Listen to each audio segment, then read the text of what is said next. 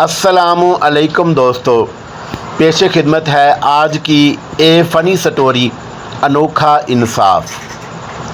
پرانے وقتوں کی بات ہے، کسی شہر کا قاضی مرغی لینے بازار گیا۔ دکاندار دکان بند کر چکا تھا۔ وہ ایک گاہک کے لیے مرغی ذبح کر کے اس کا انتظار کر رہا تھا۔ قاضی صاحب نے کہا کہ یہی مرغی دے دو۔ دکاندار نے کہا، میں مرغی کے مالک کو کیا جواب دوں گا؟ قاضی صاحب نے کہا کہ گاہک سے کہہ دینا مرغی اڑ گئی، بات بڑھے گی تو معاملہ میرے ہی پاس آئے گا۔ دکاندار نے مرغی قاضی کو دے دی۔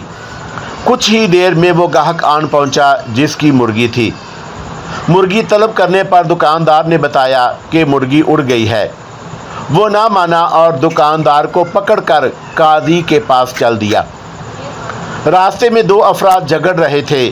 دکاندار بیچ بچاؤ کرانے لگا تو اس کی انگلی لڑانے والوں میں سے ایک شخص کی آنکھ میں لگ گئی، جس سے اس کی آنکھ ضائع ہو گئی۔ وہ یہودی تھا، چنانچہ وہ بھی اپنا معاملہ لے کر قاضی کی طرف ساتھ ہی چل پڑا۔ دکاندار بہت پریشان تھا کہ مرغی کے معاملے میں تو قاضی بچا لے گا، مگر اس کے معاملے میں کیا ہوگا؟ دکاندار سوچ سوچ کر اتنا پریشان ہوا کہ اچانک ہاتھ چھڑا کر بھاگا اور مسجد کے مینار پر چڑھ کر نیچے کود گیا۔ نیچے ایک بوڑھا شخص کھڑا تھا۔ دکاندار سیدھا اس پر گرا اور وہ بوڑھا شخص وہیں مر گیا۔ مرنے والے بوڑھے شخص کے بیٹے نے دکاندار کو پکڑ لیا۔ جب اسے پتہ چلا کہ اس دکاندار کو قاضی کے پاس پیشی کے لیے لے جایا جا رہا تھا تو وہ بھی ساتھ ہو لیا۔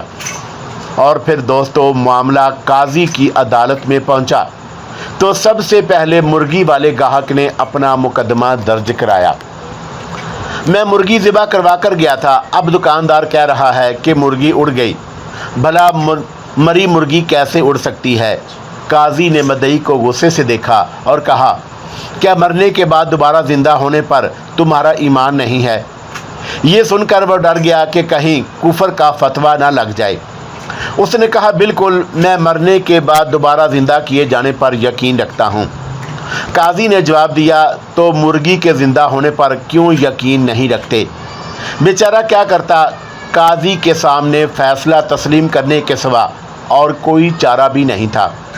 اب قاضی کے پاس دوسرا مقدمہ تھا کہ دکاندار نے ایک یہودی کی آنکھ پھوڑ دی تھی اور یہودی قصاص کا طلبگار تھا۔ چونکہ یہودی کے لیے قصاص آدھا مقرر تھا، اس لیے قاضی صاحب نے فیصلہ سنایا۔ دکاندار نے یہودی کی ایک آنکھ پھوڑی ہے، اس لیے نصف قصاص دشوار ہوگا۔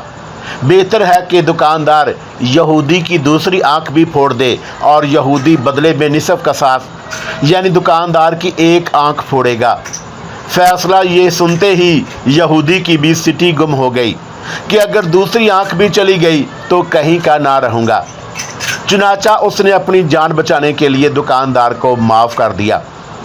اب تیسرے مقدمے میں بوڑھے کا بیٹا قاضی کے روبرو پیش تھا۔ قاضی جی نے معاملہ توجہ سے سنا اور فیصلہ سنایا کہ دکاندار کو مسجد کے اسی مینار کے آگے کھڑا کر دیا جائے اور مرنے والے بوڑھے کا بیٹا مینار کی اسی کھڑکی سے دکاندار پر چھلانگ لگا کر اس کی جان لے لے اور اپنا قصاص وصول کر لے۔ بوڑھے کے بیٹے نے کہا، قاضی صاحب، اگر دکاندار ذرا سا بھی ادھر ادھر ہوا تو میری اپنی جان چلی جائے گی۔ قاضی نے جواب دیا، تمہارا باپ بھی تو ادھر ادھر ہو سکتا تھا نا۔ اللہ حافظ میرے دوستو، اللہ حافظ۔